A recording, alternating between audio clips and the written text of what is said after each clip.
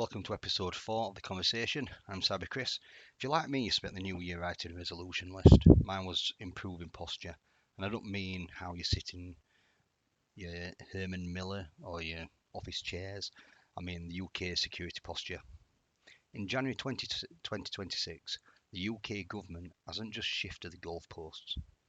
They've rewritten the entire rulebook for how we handle data, resilience and code. Today we're going to cut through the legal jargon and look at the 3 big regulatory waves hitting your inbox this month.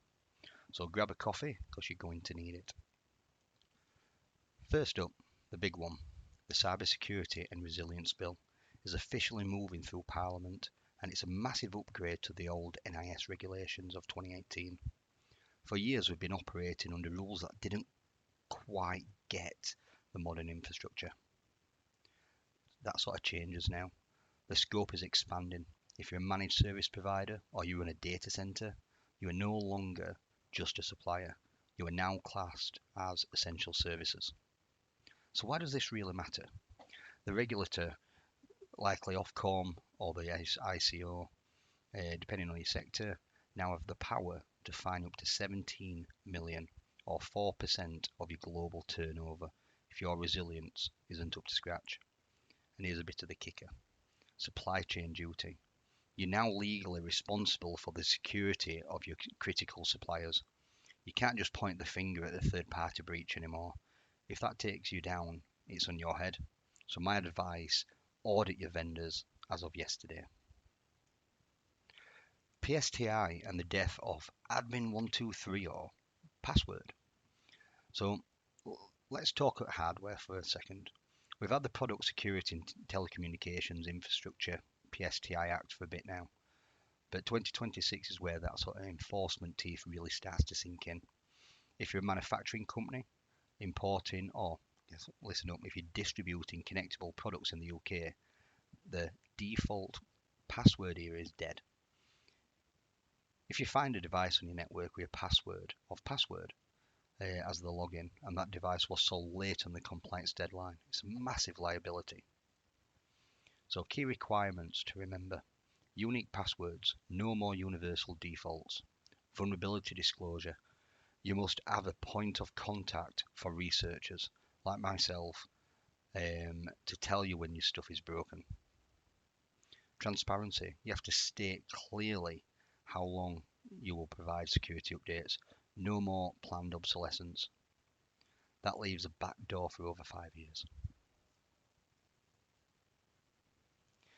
AI and the no act approach. So finally, let's look at the AI elephant in the room. Well, our friends over in Europe are grappling with a massive AI Act. The UK is sticking to its sector-specific guns, but don't let that lack of UK AI Act fool you into thinking it's a Wild West approach.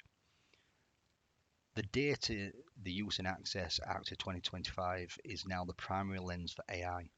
If your AI model is making automated decisions about people, hiring, credit scoring, approval mortgages, approval loans, savings, etc., or even just security profiling, you need to provide a human in the loop approach. So that's a human making the part of that decision, and clearly an explanation how that decision was reached. We're also seeing the software security code of practice becoming the gold standard for AI development. If you're selling AI tools to the government, you have to prove your code isn't just smart, but secure against prompt injection and model poisoning.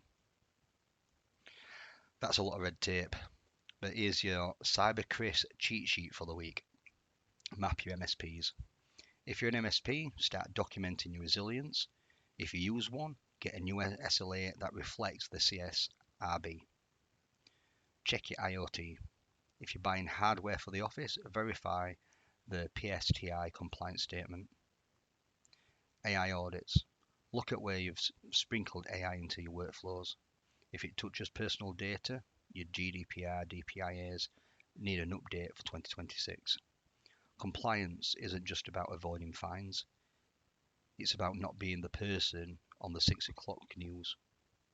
So stay safe, stay patched. I'll see you on the next one.